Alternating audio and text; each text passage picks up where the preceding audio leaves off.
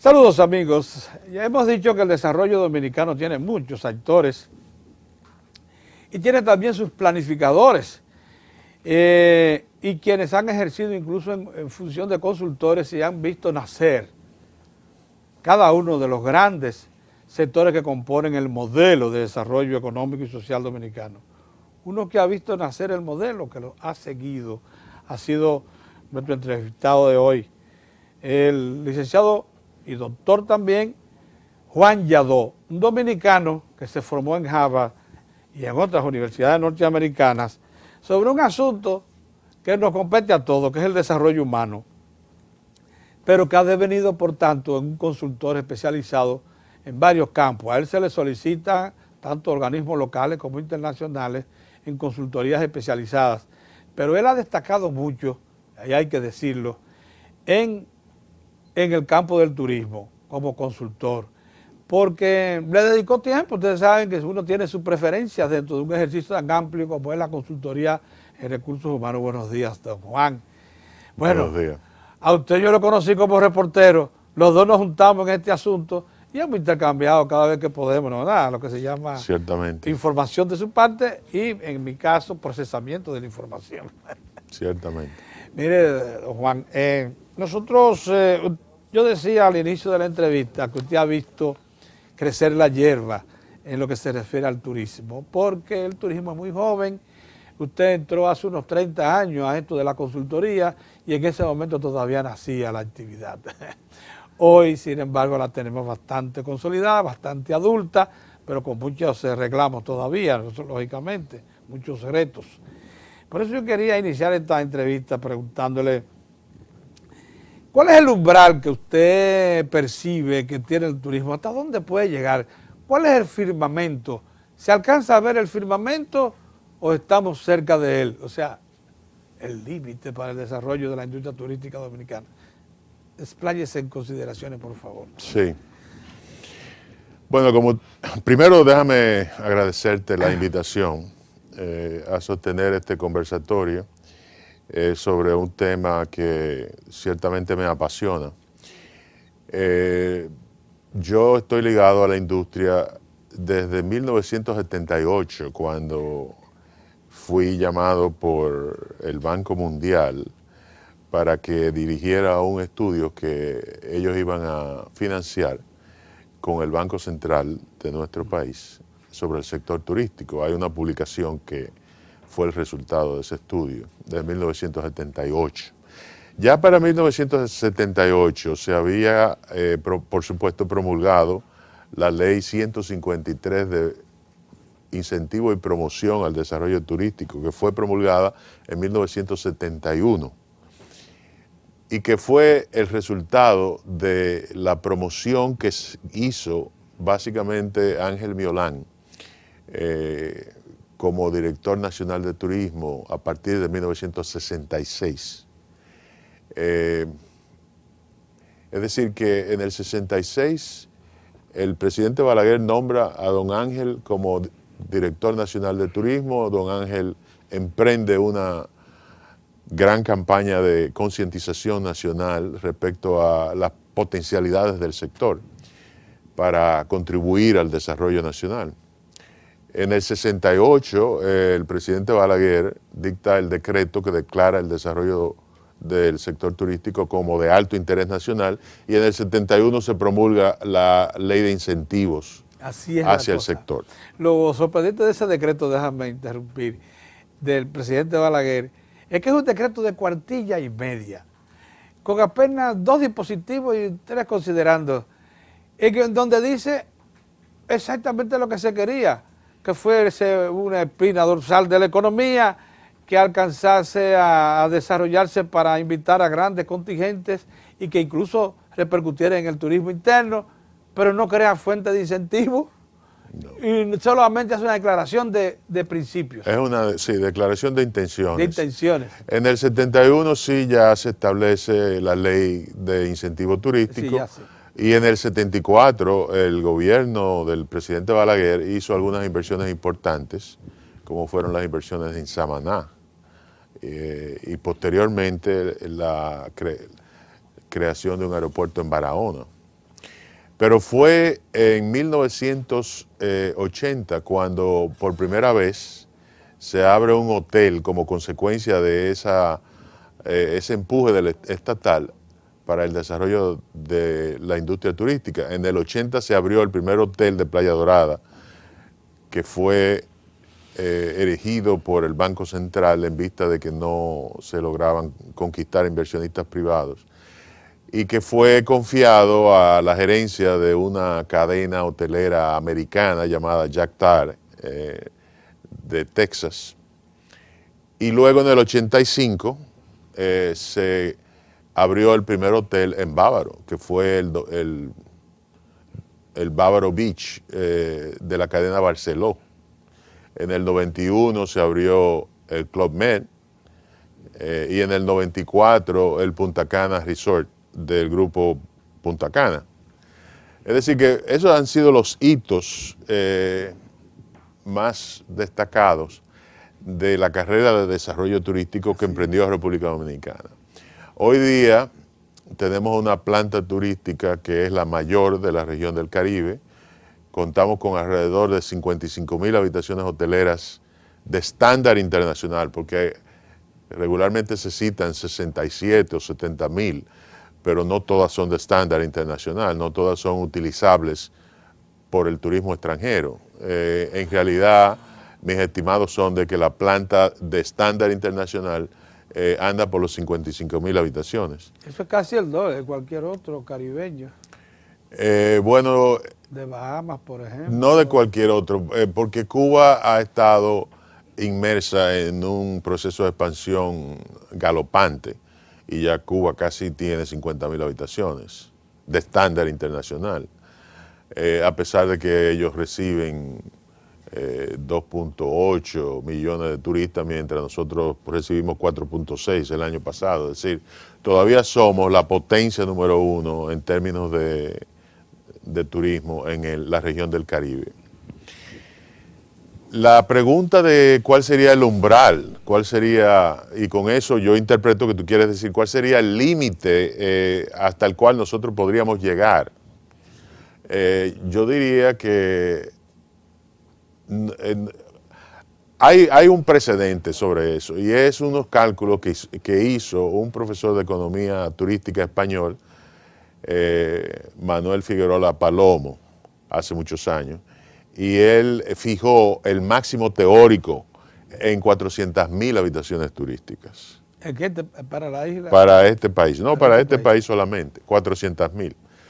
Yo supongo que él estuvo influenciado por hechos tales como el que las Islas Baleares solamente tienen 150,000 habitaciones. Y son muy pequeñas. Y son muy pequeñas, exactamente. El territorio de las Islas Baleares cabe en una porción del este. Bueno, no, más o menos. Más o menos, pero es decir, son pequeñas. Es como Puerto Rico dividido en 2 o 3 pedazos. Sí, son 4 islas, las Islas Baleares, 150,000 habitaciones. Es uno de los destinos turísticos principales de Europa. España recibe el año pasado casi 58 millones de turistas. No es el principal destino turístico del mundo, porque el principal es Francia, que recibió el año pasado 82 millones. Pero el hecho es que hay ese precedente de que alguien se puso a hacer un cálculo del máximo teórico de crecimiento de 400,000 habitaciones. Tal vez eso sea un poco optimista, pero lo que sí sugiere es que nosotros todavía podemos crecer mucho, podemos crecer muchísimo todavía. Si nosotros tomamos la cantidad de recursos playeros que tenemos como un indicador del posible crecimiento, habría que contar primero con que nosotros tenemos 432 kilómetros de playa. Es decir, de 1.575 kilómetros de litoral, hay 432 que son de playa. Y actualmente de esos 432... Casi un tercio. Casi un tercio del litoral. Del litoral. Y dicho sea de paso, Haití tiene 900 kilómetros de playa, más del doble de lo que nosotros tenemos.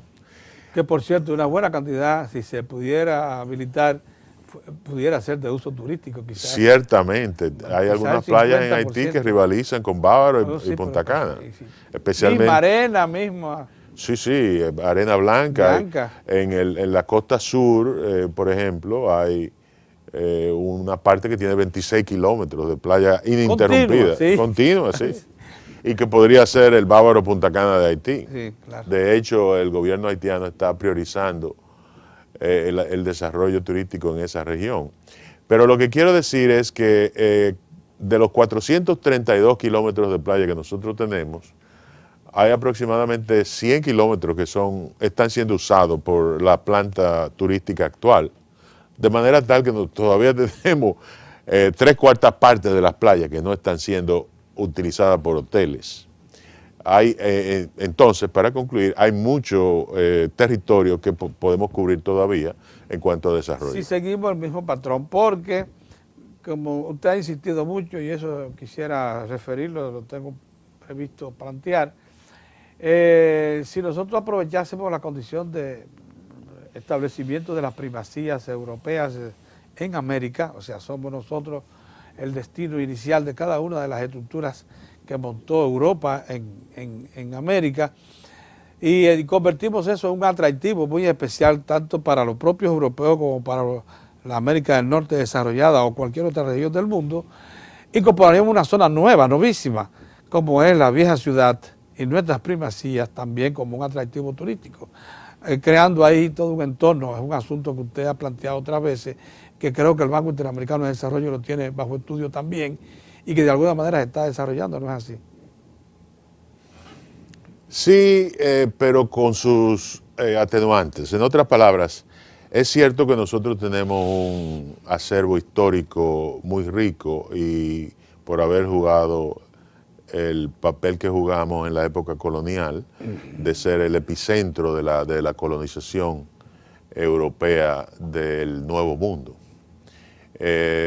Y tenemos una herencia histórica monumental digna de verse. Pero yo tengo que ser realista y decir que dudo que los monumentos coloniales con los que contamos podrían ser suficientes para generar las visitas masivas de turistas que nosotros estamos recibiendo o que queremos atraer.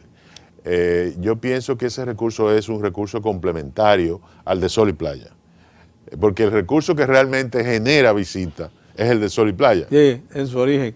Sí. ¿Qué destino dentro de, ya que estamos hablando del umbral del turismo, es necesario entonces traspasar alguna frontera? ¿Qué destino tiene para uso práctico el turismo ecológico, el turismo de montaña, etcétera, como parte de esa visión general de desarrollo? Sí, eso yo pienso que también es un recurso complementario al recurso básico de sol y playa. Es decir, aquí se habla mucho de las potencialidades del ecoturismo para enriquecer nuestra oferta.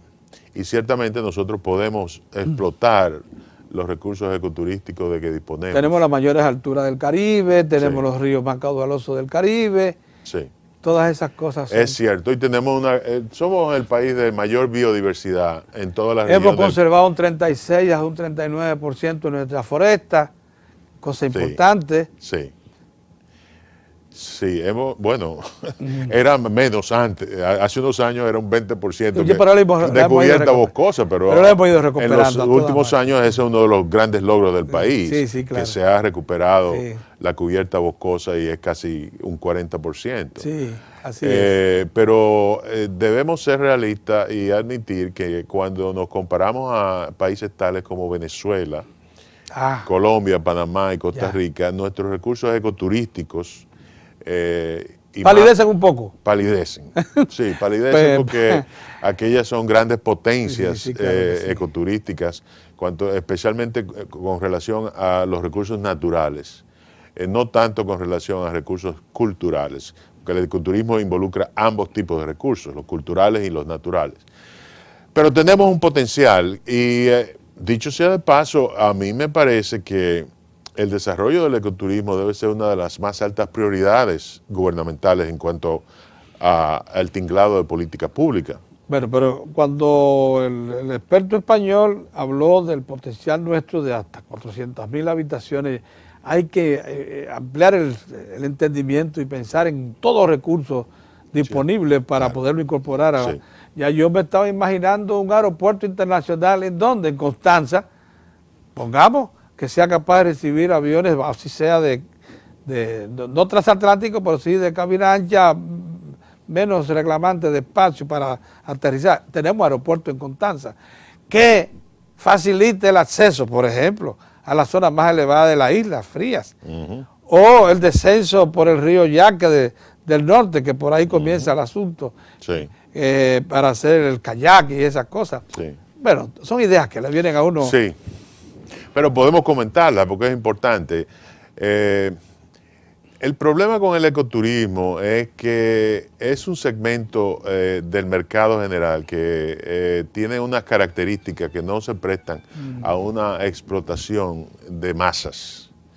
Los ecoturistas son gente, en términos generales, con más altos niveles educativos que el promedio. Sí. Más altos niveles de ingresos inclusive, Sí. y que son muy exigentes, es decir, necesitan, por ejemplo, servicios de guía e interpretación Sí. que sean de calidad. Así Porque es. si los guías no pueden ofrecer la información que el ecoturista exigente demanda, entonces no hay satisfacción. Y eso puede tener una... Pero habría que pensar que para ese momento tendríamos preparados esos recursos a la mano. Ciertamente. Bien, mire, de todas maneras, el reto sí, el que nos hemos impuesto, el que se impuso el señor presidente de la República y su gobierno, es que en los próximos 10 años nosotros dupliquemos el número de visitantes. Lo llevaríamos a 10 millones. Este es un verdadero reto, pero se enmarca dentro de las perspectivas del desarrollo del turismo dominicano. ¿Qué considera usted habría que hacer para poder lograr ese objetivo? Digamos que en los próximos 8 a 10 años. Yo pienso que el presidente Medina le ha propuesto esa meta a la nación y ha sido muy acertado en hacerlo, porque el sector turístico es uno de los pocos sectores que puede hacer una contribución efectiva al desarrollo nacional.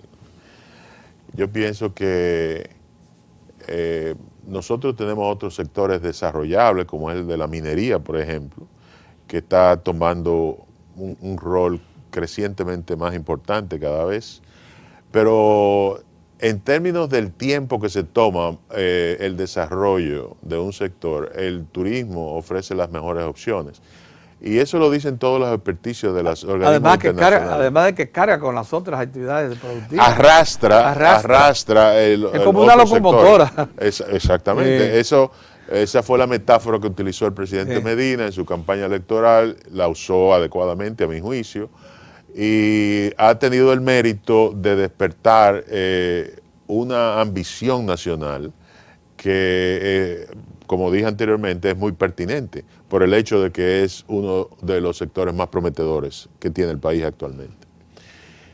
Ahora bien, para lograr la meta se necesita hacer una serie de intervenciones en el sector, porque si el crecimiento se deja a la suerte que pueda correr el mercado turístico internacional, es posible que en esos 10 años no podamos llegar a esa meta. Si hacemos una proyección del flujo turístico, especialmente de los turistas propiamente dichos, porque los turistas propiamente dichos son aquellos que pernoctan en un lugar que no es su lugar habitual de residencia. Pernoctan por más de 24 horas, es decir, que los cruceristas que vienen por 6 horas o 8 horas no clasifican como turistas, de acuerdo a las definiciones técnicas de la Organización Mundial del Turismo. Así. Pero si hacemos una proyección del crecimiento esperado de los turistas por vía aérea, es posible que en 10 años no podemos llegar a esa meta. Si añadimos los cruceristas y lo contamos como turistas, es posible, Pero de cualquier modo, es necesario montar una estrategia que yo ya he llamado de adecuación del producto, de mejoramiento del producto, para poder acelerar el crecimiento. No es lo mismo crecer al 5% cuando tu base estadística es de 1 millón de turistas, pues serían 50,000 turistas que tú tendrías que añadir al año. Pero cuando tu base son 5 millones, ya crecer un 5% significa traer 250,000 turistas más y no 50,000. Entonces, a medida que se ensancha esa base estadística, las tasas de crecimiento necesariamente tienen que ir bajando. Y eso ha sucedido en los últimos 30 años.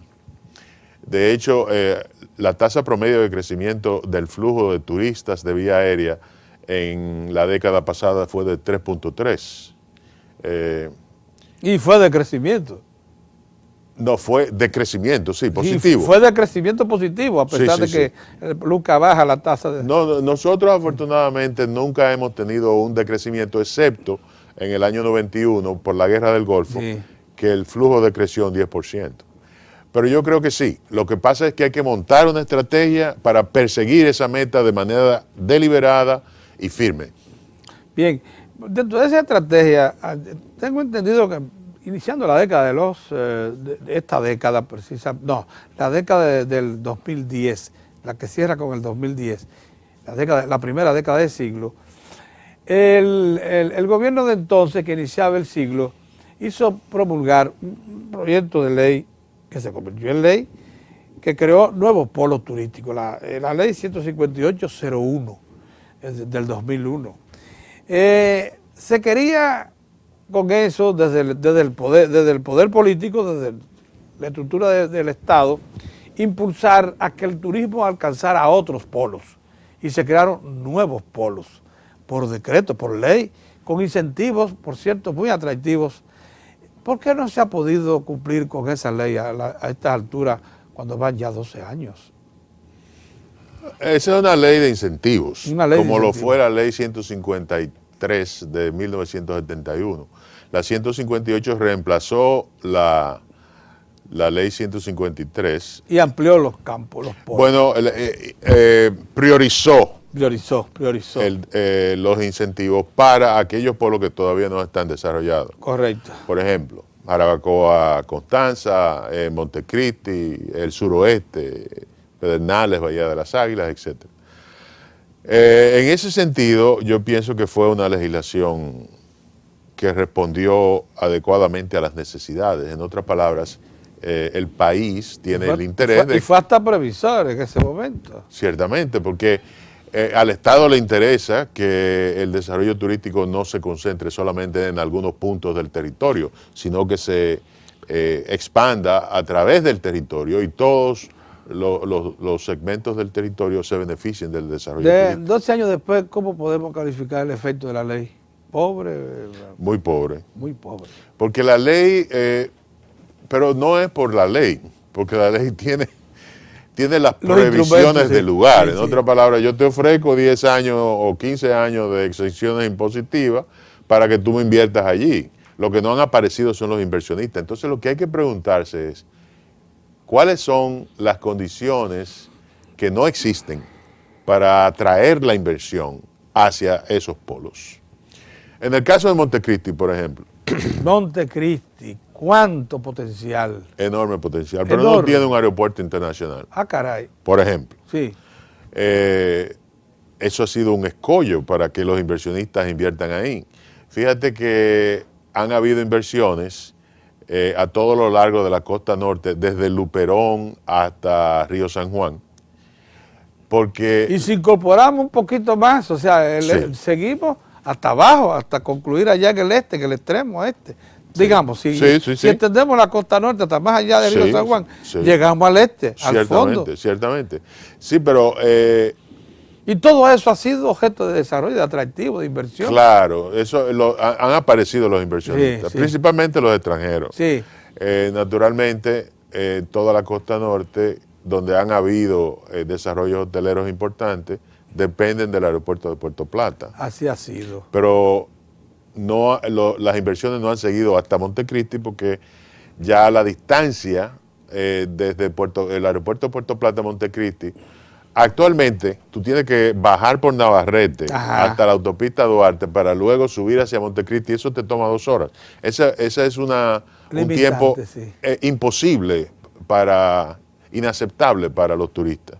Tiene que ser menos de 1 hora. Y por ende, la falta de un aeropuerto internacional en Montecristi es algo que ha sido un gran escollo para el desarrollo de esa zona. Caso Bahía de las Águilas. Es casi lo mismo. En otras palabras, en Bahía de las Águilas... Digamos, polo suroeste. Desde Barahona hasta allá, hasta el fondo, hasta Pedernales. ¿Cuál es el problema? ¿Por qué tiene un aeropuerto en Barahona? Exactamente. Hace 26 años que se construyó el aeropuerto de Barahona. Es el aeropuerto que tiene la pista más larga y ancha del Caribe. Sin embargo, no aterriza un avión. Se gastaron en ese entonces 400 millones de pesos en eso. Pero no... Pesos duros. Sí, eso no ha logrado... Por cierto que bellísimo aeropuerto, sin lomas, sin obstáculos, segurísimo. Sí. Uno de los más seguros que tenemos. Sí, pero eso no ha logrado atraer las inversiones. En cierta medida, yo pienso que eso se debe a que las playas de Barahona, de la provincia de Barahona, no tienen los mismos grados de atracción que tienen otras playas. Por ejemplo, la de Bávaro, la de Arena Gorda, la de Macao, son playas de arena blanca, que tienen grandes cocales, con unos balnearios muy atractivos. Arena Blanca solo viene a aparecer en Bahía de las Águilas, o sea, toda la costa, desde el mismo aeropuerto, por cierto que el aeropuerto está muy pegado a la costa, usted recorre la costa sur, todo el suroeste, y entonces viene a encontrar Arena Blanca en Bahía de las Águilas. Bahía de las Águilas, sí. Hay otro par más en la provincia de Pedernales, pero más pequeña, como Trudillé, Playa Blanca, no recuerdo, pero son playitas pequeñas. Bahía de las Águilas tiene 7.2 kilómetros de largo, es decir, es el principal recurso turístico de toda la región suroeste. ¿Cuál ha sido el problema? El problema es... de 2 caras. Uno, por un lado, es que tiene un ecosistema que la comunidad ambientalista ha calificado como el más frágil del Caribe y en consecuencia está muy reticente a impartirle su bendición a cualquier desarrollo que se plantee. Masivo. Porque ellos preferirían que cualquier desarrollo masivo se haga en Cabo Rojo. Esa es una propuesta que yo he endosado en anteriores ocasiones. Desde ahí, todo el que quiere ir a conocer ese entorno lo va y lo visita con determinada regulación. Sí, ya sea a través de pequeñas embarcaciones que hagan la travesía o a través de la carretera existente de tierra que hay. Las distancias son menos de 4 kilómetros desde Cabo Rojo hasta Bahía de las Águilas, de manera tal que yo creo que es plausible. Pero hay que estar realista de que a los inversionistas privados lo que les interesa es Bahía de las Águilas y no Cabo Rojo. Cabo Rojo tiene 4 kilómetros de una excelente playa, pero no puede compararse con... Pero se dice que de donde termina Bahía de las Águilas hasta el fondo hay 100 kilómetros de playa, 97 kilómetros de playa. 97 kilómetros, aunque buenos de calidad está... Esos 7 y pico que usted habla. 7.2 de Bahía de las Águilas más los que están inmediatamente. Sí, hay 2 playitas ahí que también son paisajes protegidos. Uno es Playa Blanca, no recuerdo el nombre de otro, pero le sigue Trudillé, hasta la Isla Beata tiene hasta la Isla Beata, una excelente playa también. Bonita, sí. Bueno, el asunto es que esos son los polos que están por desarrollar. Todavía se habla un poco más abajo, Palmar de Ocoa, y la zona de Ocoa, en la costa de la provincia de Peravia, también es atractiva, ¿no? Claro, eso tiene un gran potencial también. Salinas, en Bahía de las Calderas, ahí hay una propiedad que fue del Estado en Los Corbanitos, actualmente pertenece a un grupo de empresarios dominicanos que, según mis últimas informaciones, están actualmente desarrollando un plan maestro de desarrollo para esa propiedad de Los Corbanitos. Si eso llega a materializarse, entonces se detonaría el desarrollo en todo el área de Bahía de las Calderas Muy y bien. posiblemente Palmar de Ocoa. Miren, yo no quisiera antes de desaprovechar la presencia suya para volver a un tema que tratamos al inicio del conversatorio, y es el referido a la ciudad primada. El Estado llegó a un entendimiento con el Grupo Vicini para hacer un puerto turístico de calidad, o sea, que supere mucho lo que era la iniciativa propia del Estado, lo convierte en un gran hogar, digamos que de transatlántico, pensando ya no solamente en los botes, estos grandes, sino en barcos en capacidad de hacer viajes desde, digamos, Medio Oriente, o del Oriente hasta acá. Pensemos en un barco con chinos, de la República Popular China, Para ser un puerto madre, tú quieres. para que sea un puerto madre. Exacto. Entonces ahí se ha pensado también, porque hay tierra suficiente, en un centro, un gran centro de convenciones y en hoteles gigantescos que ha proyectado el Grupo Vicini.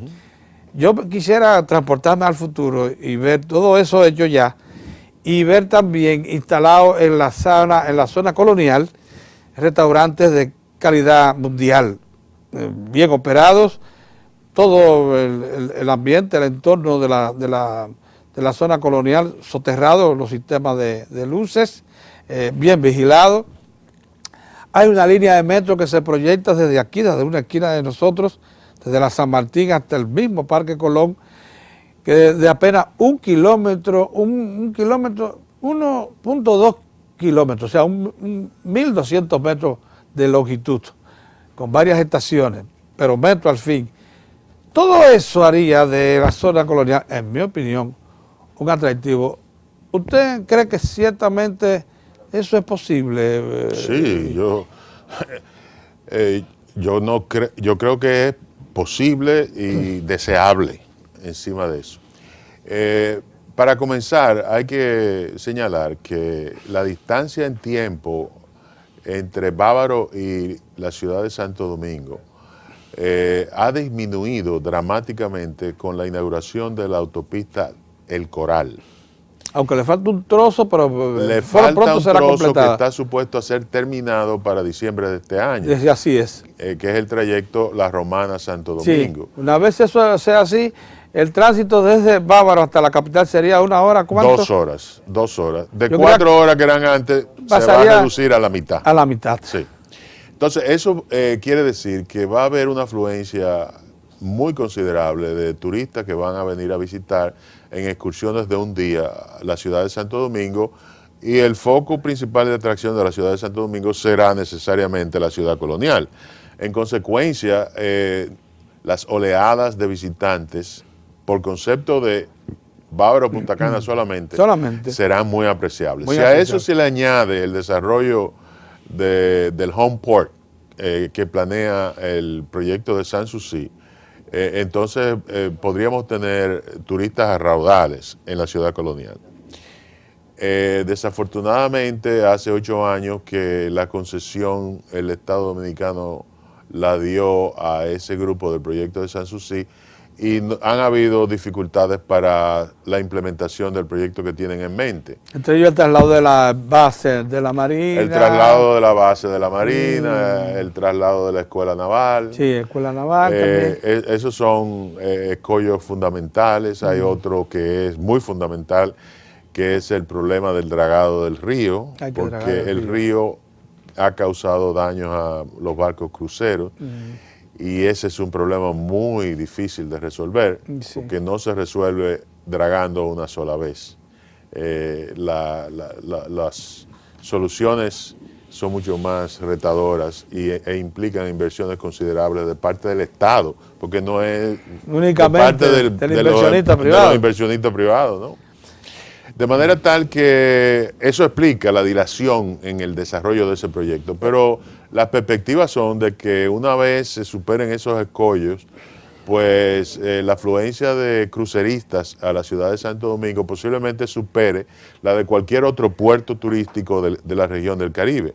Los principales son Cozumel, Bahamas, San Juan de Puerto Rico, Islas Vírgenes y San Martín, que reciben por encima del 1.000.000 de cruceristas al año. Es posible que Santo Domingo pueda recibir hasta 3 o 4 millones de cruceristas al año. siempre y cuando se pueda desarrollar ese proyecto.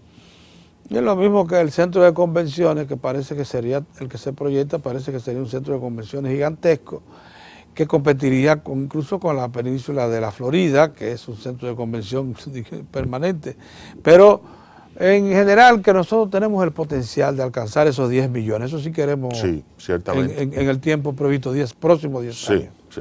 El centro de convenciones forma parte de lo que es el proyecto de Sanssouci. Sí, así es.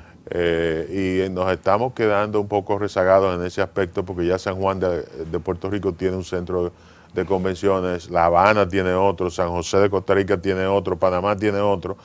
Es decir, que estamos rezagados en ese sentido, pero la respuesta es que el proyecto de Sanssouci debe avanzar. Por último, reclama para que eso sea posible, tal como lo estamos proyectándonos hacia el futuro. El proyecto aquel de un desarrollador que quiso llevarse los acantilados de Güibia y alrededores hasta el fondo y convertirlo en playa. Para eso se reclama, ¿eso es imprescindible o usted preferiría dejarlo como está? Muy buena pregunta. Mira, hay antecedentes que datan desde hace décadas para la creación de playas artificiales para la ciudad de Santo Domingo. El primero gran antecedente que implicó inclusive los diseños de una playa en Sanssouci, donde está el Club Naval de la Marina de Guerra.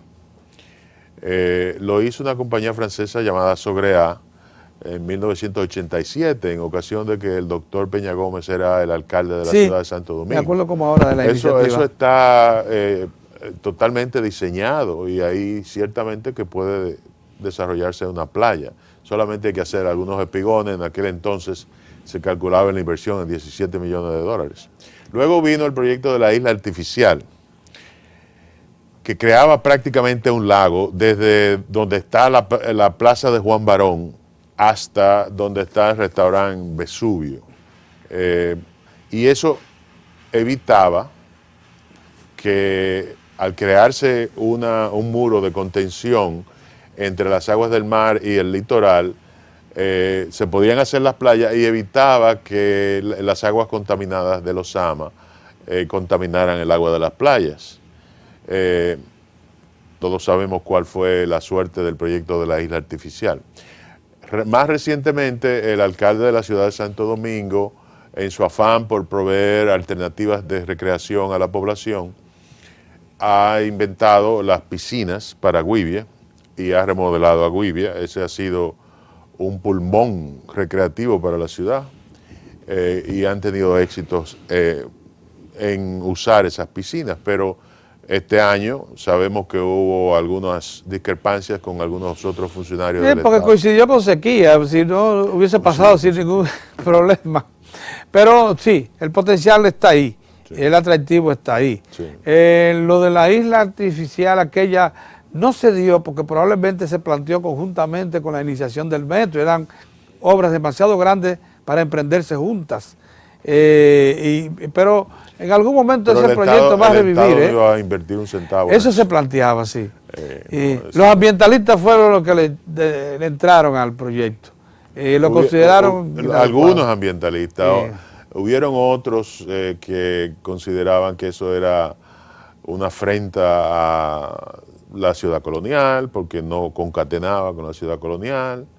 Hubieron muchísimos intereses ahí.